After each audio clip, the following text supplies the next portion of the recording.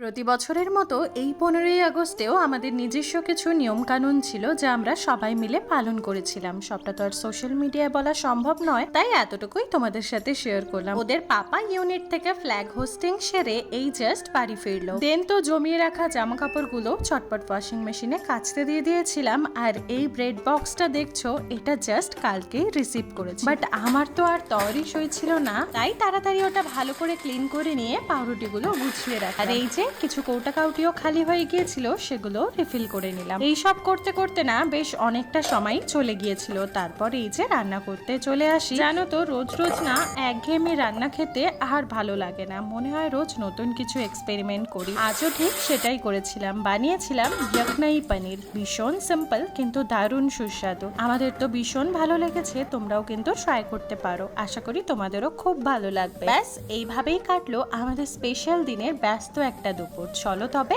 আজকের মতো টাটা।